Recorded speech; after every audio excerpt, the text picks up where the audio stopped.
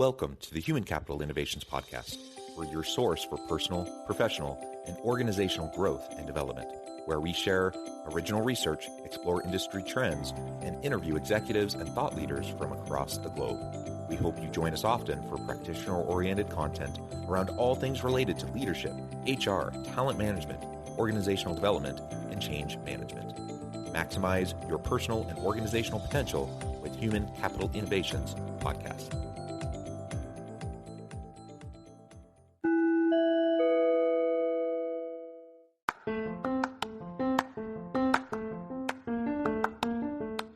If you enjoy the Human Capital Innovations Podcast, enjoy ad-free listening by going to the Patreon page, and please consider contributing even at the producer or sponsorship level. And please leave a review. Thank you for your support.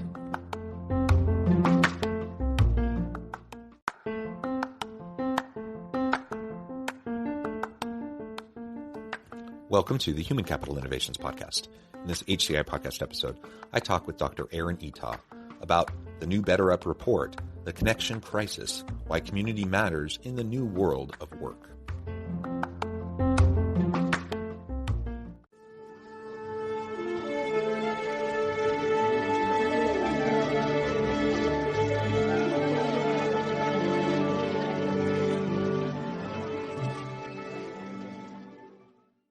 Dr. Erin Eatough, welcome to the Human Capital Innovations Podcast. Thanks so much, John. I'm so happy to be here. Yeah, it's a pleasure to be with you again. You joined us, when was it? Maybe 6 months ago or so? Yeah. You're joining us now from Michigan. I'm south of Salt Lake City in Utah. And today we're going to be talking about a recent report out from BetterUp titled The Connection Crisis, Why Community Matters in the New World of Work. And just as a teaser, 61% of workers don't socialize with their coworkers outside of work. 53% don't look forward to working because of coworkers. 44% don't have a true friend at work, and so on and so forth. We're going to talk about that. We're going to unpack all of that, talk about some more findings as we go throughout this conversation today. It's super interesting. And in this virtual age, of heightened just intensity of the workplace and societal pressures and just everything that people are dealing with in this pandemic or post-pandemic world, I think finding connection, finding community is as important as it has ever been. And we don't seem to be up to the challenge quite yet. So I think there's some things we can do to make a big difference for our teams. That's what we're going to be talking about today. As we get started, I wanted to share Erin's bio with everybody. Dr. Erin Eatough is researcher, author, speaker, and consultant, and serves BetterUp as manager of behavioral science. She is a researcher and author behind BetterUp's Research and Insights blog column and speaks regularly about the science behind human thriving at both academic and industry events. She received her PhD in industrial organizational psychology from the University of South Florida. Before BetterUp, she was a professor, and with over 30 articles and book contributions, she actively publishes research on the intersection of work and well-being, which has been featured in outlets such as the Journal of Applied Psychology and Journal of Organizational Behavior. And for anyone who doesn't know, those are really good academic journals. So that's fantastic. And she's cited in media outlets such as Harvard Business Review. Erin is the recipient of several awards for her scientific work, including authoring the top research paper of the year by the National Communication Association and an outstanding author contribution by Emerald Publishing. Fantastic. Erin, again, it's a pleasure to be with you. Anything else you would like to share with listeners by way of your background or personal context before we dive on in? Not really. That was a really wonderful introduction. And I'm just so glad to be here and talk about this research. Having come from an academic background, it's been a pleasure to be able to kind of translate those skills in a way that helps us understand current day problems in the organization and for leaders, and trying to be able to find the right solutions so that we can help people thrive and live their best lives. Yeah. Well said. Very good. All right. So let's dive on into this report. And if maybe you can start by framing up for us, why was this the focus of a report? There's 1,000 things you could focus on. Yet this was one that really caught your attention and caught the attention of BetterUp as a priority. So why this report? Why now? And then let's talk a little bit about methodology. Sure. So one of the things that is great about BetterUp and the data that we have access to is that we can really follow people over time and see these trend lines. And something that caught our eye as a research team, in the day-to-day was that as the world kind of began to open up again, people were are going back to the office. We're also settling in to hybrid work and to remote work. You might expect, or we might have had like a hypothesis that perhaps some of these aspects that we lost due to the pandemic would rebound, or that we would recover a bit. And one of the areas that we just saw continuing to be low and trend lines just trending downward was this concept of connection and feeling like we have community and feeling like we have, personal sense of, interpersonal depth of relationship with people. And so despite having more social mobility, despite having more opportunity, I'm sitting in a co-working space right now. I'm able to, be in person again to a degree, and safety concerns have waned. We're still seeing that people are really lonely, struggling, thirsty for community, thirsty for connection or reconnection. And that's showing up in the workplace. And of course, we also were interested in how is this impacting businesses. And so kind of just doing some preliminary exploration in the data around how people's sense of connection to other people in their organization, their sense of friendship and their network sizes, how that plays a role in how people feel about their work groups and how sticky their employment arrangement is in terms of attrition and intentions to stay. We saw those things start to come through pretty clearly. And so we wanted to really just dive in deeper and do a full-blown, research project around it. Yeah. And we'll get more into this in just a little bit, but so much of what you just said, I mean, there are big impacts of all of this for organizations. So not only is there the human case, the human condition, we want to have people that are happy, healthy, thriving at work. I think there's just that's a starting point assumption that we are coming from, that we want to see happen within organizations, just to help to see people being their best selves at work. But then there's also the business case, and there's really hard, negative, long-term impacts for organizations when there's no community, when there's no connection between their people. And so we'll get more into that here in just a minute. Okay, tell us more about the data and the method that you used in collecting and analyzing. Yeah, so this project was really fun because we had a variety of different methods that we took and approaches to tackle this problem. One was your basic survey study. So we did a large scale survey study with US population full-time workers, some being in person, some being remote, some being hybrid. So we separated out those different groups as well when we were looking at our data to sort of understand how those different work arrangements are having an impact on how people are feeling about connection and belonging and so forth. We also looked at our BetterUp member data. So like I was mentioning, we can kind of look at trend lines, how people are feeling over time, which is a really rich source of data and information. And then another thing we did was we looked at Glassdoor data. And so we can get into that too. But one of the things we looked at was for organizations whose representation on Glassdoor has really strong signals of high levels of connection, strong levels of pro-social culture in their workplace. How is that showing up in ratings, financial performance, likelihood of being on best place to work list, that kind of thing? So we also kind of used some publicly available external data and metrics to try to tackle these questions from another angle. So that was another way.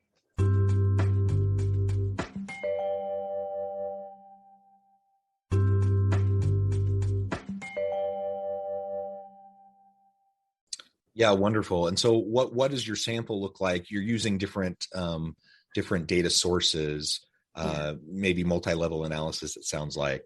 Can you tell us a little bit more about the sample size and some of those sorts of things before we get into the results? Yeah, so from our survey data, we had about 3,000 US employed workers. From our member data set, it's thousands and thousands. I think we have close to 150,000 people represented in this data set. And then from Glassdoor data, what we did was we took 78 companies for whom we also have employee data from our own BetterUp data source. And so that way we could kind of connect both external data, Glassdoor, financial metrics, et cetera, with the member data and their actual lived experience from all of the assessment sources that we use. So we had about 78 companies from Glassdoor. Yeah, that's wonderful. And for any listeners who aren't data wonks and maybe not have a whole bunch of research expertise or background, I'll just say as a fellow academic scholar practitioner, I'll say that sounds like a really well-designed study, a robust study. It's always good to triangulate and have different sources of data. Multi-level analysis is always good. So I'm just to say all of this sounds great. And I talk with a lot of people, I read a lot of articles, and you hear about a lot of quote unquote studies, where there's kind of these simplistic results presented as if they're super profound. But when you go an inch below the surface, you realize, the methodology is not actually all that great. So the findings are suspect, and you got to take it with a grain of salt. So anyways, I think this sounds very much like a more robust type of study that I would expect to see, given your background, it makes sense that I would expect to see in more of an academic setting, which is not to say that it's not practical, because of course it is, but just to say it's robust, it's scientific, and so kudos on that. Thank you. Thank you so much. It's so wonderful to hear. Thank you. Yeah, good. Okay, so let's dive on into results. I teased a couple of the descriptive statistics on the outset. But walk us through some of the key findings, and we can talk about some of the predictors and drivers of those different outcomes, and then talk about, what we can do about it. Sure. So, at a high level, basically the report kind of describes that connection is really an important thing to people. So I think through the last couple of years, there has been a bit of a reckoning or realization that, actually having true human to human connection, it's really important. And I know that we've known this, Maslow's hierarchy of needs. We know that belonging and being accepted and being part of groups is important to us as a human species. But I think being faced with it so saliently and losing it, and then now trying to kind of recover and find our way again in this new era of work where we are going to be geographically dispersed. We are going to be working from different locations. Like, this is not going to go away. So, how do we help organizations, leaders, people understand how important it truly is, both, like you said, for the human individual, but also for organizational functioning, and then and what can we do about it? And so one of the things that we saw is that a lot of people are feeling that their organizations aren't addressing this problem enough. So 43% are saying that their organization isn't doing enough to help people feel connected, and people are willing to kind of sacrifice a lot in order to find that sense of community. So one of the things we asked in the survey study was whether you would be willing to trade a variety of different kinds of benefits for a stronger sense of connection with your work colleagues and your peer group. And people were willing to give up all kinds of things in order to find connection. And I think one of the most powerful things, and for most of us, this is probably, most compelling of that list, is money. Like, we were willing to take a lower salary to give up some percentage of our compensation in order to have stronger ties with colleagues. And so 1 in 2 people were willing to do that in order to find connection. So the point there being that, hey, organizations, hey, leaders, this actually really matters to people. And in the, more competitive talent marketplace that we are in, this is something that we have to actually think about and proactively take measure to address, because unfortunately what we're seeing is that it's not kind of correcting itself. It's not righting itself from, the changes and the shifts that the world has experienced in the last few years. Yeah. Well said. And thank you for that broader context. I think we all know that. We know that the world has changed over the last couple of years. We know that the nature of work and a lot of the work that we do is shifted or changed over time. Excuse me. And we know that those connections, despite being more connected than ever through technology, we seem to be less connected in meaningful ways more than ever. Exactly. And so that's an ongoing challenge. And you kind of referred to it, but again, in this world now that so many of us were thrust into during the pandemic, with working virtually or working in hybrid arrangements, And we already saw this downward trend in terms of connection and good, meaningful, positive relationships in the workplace. What has this virtual distributed kind of workforce model that's really emerged? What does that mean for connection? And how does that exacerbate the problem? Yeah, well, something that we've seen is that, friendship has become something that people want and that is harder to get now. So our network sizes are smaller under this model. We're not as interconnected to the broader organization as we used to be. And so in particular, when we looked at people who are in-person versus hybrid versus remote, work environments, something that we saw as a drastic pattern there is that when you are a remote employee, your network size is significantly smaller than, if you were hybrid and then if you were in person. And in particular as well, we also separated out individuals who started in their organization as an in-person employee and then kind of, went into remote work, which is the story for many people who are still with the same organization that they started with pre-pandemic. Those people look really different than people who have switched jobs or started working for a new organization in a remote capacity. And it's that, as you might expect, it's that, final group I just described that is starting into a company, starting into an organization in a remote capacity that is suffering really the most from this, network size degradation. And the reason that matters is because when you have a smaller network size, you've got first of all, you're less embedded in the organization, but you're also, you've got less channels or fewer channels for communication, for collaboration, for information sharing, for access to resources, for career development opportunities. Like there's so many reasons why this is important. And so as organizations start to move into a model where remote work is a part of that, maybe it's hybrid, fully remote, whatever. If you've got some of your workforce who you do find,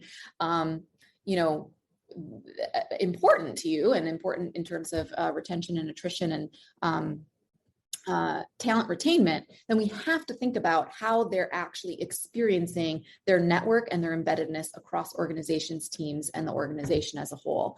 And something that was really striking, I think this is one of the cooler findings that we saw, was that if you compare in-person, hybrid, and remote employees to each other in terms of how much effort they say that they're putting into developing relationships and to building that network, it's the same. Actually, there was no statistical difference between any of those groups in terms of the actual behavior that they display for building relationship and network. But what we saw is that the return on investment for people who are remote is like 36% smaller return on investment in terms of network size. So it's just not as effective. Those individuals are carrying so much more of a sort of a burden to actually establish and retain and sort of cultivate the same type of network sizes. So that I think was just a really important finding. And also I think helps shed light on that it's, there's an onus or a responsibility on how we're structuring work versus just encouraging each individual to sort of take responsibility. Yes, that is important, but also we've got to think about sort of the broader culture and context and structure to help people find those connections.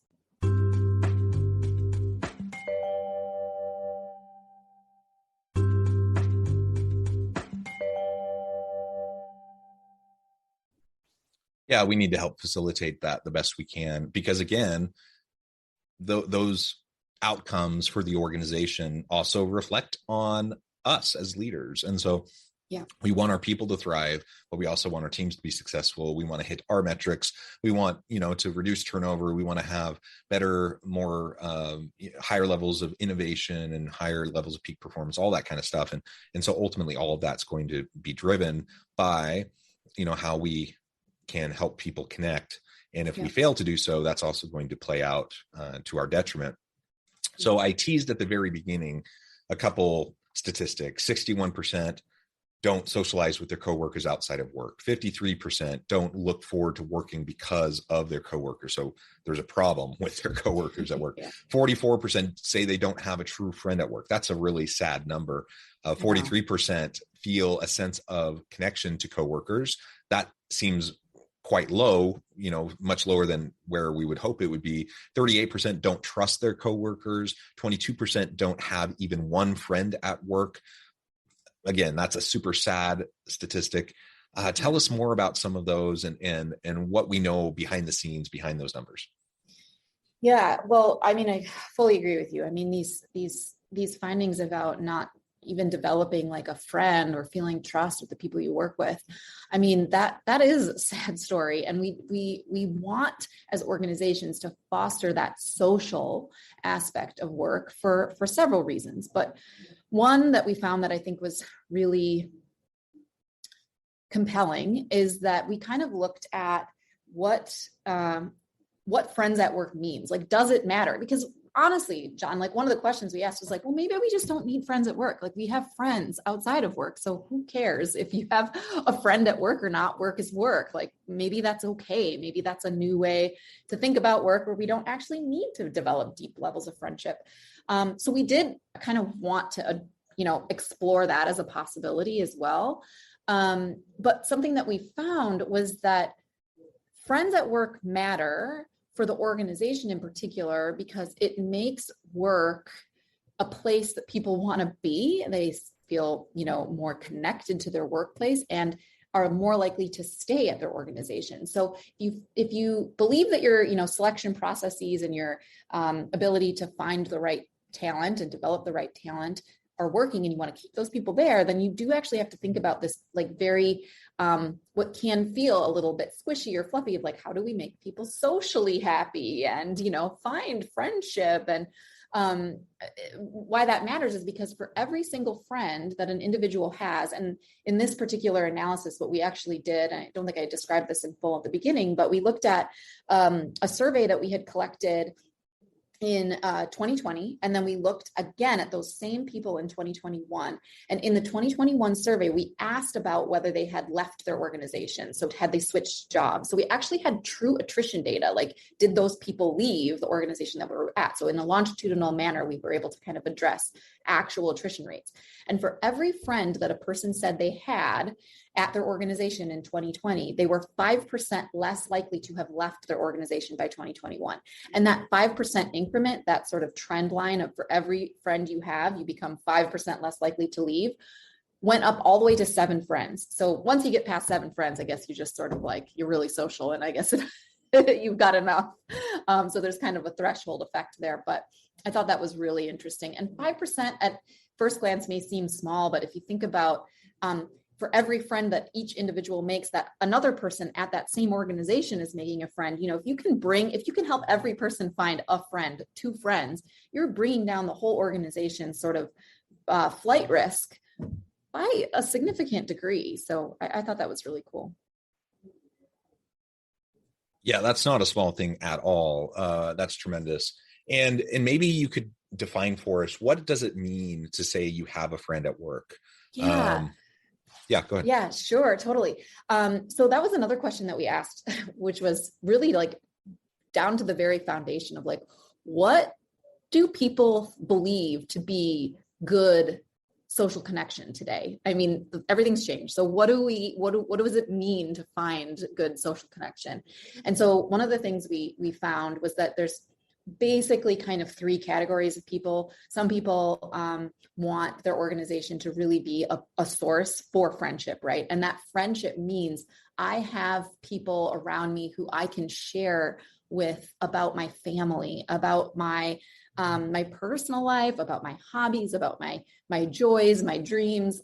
Really, I mean, it means what you think it means. It's like I'm able to share and be a little vulnerable about not just work life, but also personal life. And there's a reciprocation of that knowing of another person in that way. And, camaraderie and alliance with that person. Other people maybe are probably see friendship in the same way, but they don't necessarily need or want to have that depth. It's just being able to be friendly with people. And that feels good. It feels like I have a friend because I'm friendly with people in my workplace, meaning, yeah, we talk about a few things. We don't know each other like truly at the core, who you are, your hopes, your dreams, your desires, I don't know about what your kids are doing, but I know you have kids. So that kind of level of knowingness is sufficient. And then there's some people who really do see, and this is a small percentage, I think it was like 11%. So, the minority, but there are also a group of people who really do believe that work should just be work, and we don't need to get to know each other. We don't need to find friendship. But interestingly, even the people who orient themselves on this like very professional end of the continuum, where they see work as a place to segregate from personal life, even those people, a large percentage of them still want more connection than they have, which is also really interesting. So like by and large, even no matter your kind of preference, the trend line is that people are still thirsty for more, even if they're on like kind of the extreme end of like professionalism as a continuum. And I'm curious, for those who say it's not really that important at work, does it still have the same impact in terms of turnover reduction, that 5%? Question. Yeah, I don't think we looked at that. I'll have to go back to the data, because that's a great question to understand, like from those different categorizations. Yeah, whether there's a moderator effect there. Great. Cool. Idea. Well, we just scratched the surface. There's so much more we could talk about with this report, but I think that the key takeaway here is, let's focus on the social and emotional well-being of our people by helping facilitate good, meaningful, positive connections. When you have a really good support system around you at work, there can be a lot of problems in the organization. There can be bureaucratic headaches and frustrations, and you can be upset with this policy, that policy, or whatever. But when you have core people around you that you can lean on, who you trust, it can really create a bit of a bubble around you, so you can still overall have a positive influence at work. The opposite can also be true. If it's a great organization, lots of people love working there, but your team is toxic and you have a toxic leader and you have people around you don't trust, your flight risk goes way up. And so then people aren't going to stick around. So let's focus on just making sure people have good opportunity to connect. And in this age of distributed work and remote work, let's look for creative ways to connect people who may be virtual. Well, Erin, it has been a real pleasure talking with you today. Again, we just scratched the surface. You're welcome back anytime to talk about this report or any other report that comes out of BetterUp. Before we wrap up for today, I just wanted to give you a chance to share with listeners how they can connect with you and find out more about your work, and then give us a final word on the topic for today. Yeah, please. I would love to be connected with anyone who's interested in this or any other research we're doing at BetterUp. You can find us at betterup.com. Our reports are all there. We also have a research and insights blog where we put out new insights from our team every single week. And you can subscribe to the newsletter to get notified right into your email with all of our new research that comes out. You can also find me on LinkedIn and Twitter. Erin Eatough is a pretty unique name, so it's an easy one to find. And thank you so much for having me, Jonathan. Thank you, Erin. Again, it's been a pleasure. I encourage listeners to reach out, get connected, find out more about what Erin and her team can do for you. Check out the report from BetterUp. And as always, I hope everyone can stay healthy and safe, that you can find meaning and purpose at work each and every day. And I hope you all have a great week. Do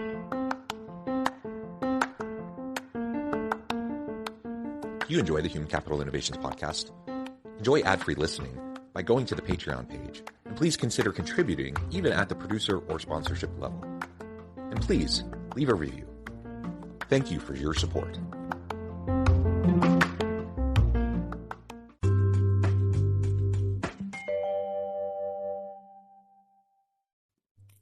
Thanks again for joining us for this episode of the Human Capital Innovations podcast. I hope you stay healthy and safe and that you have a great week.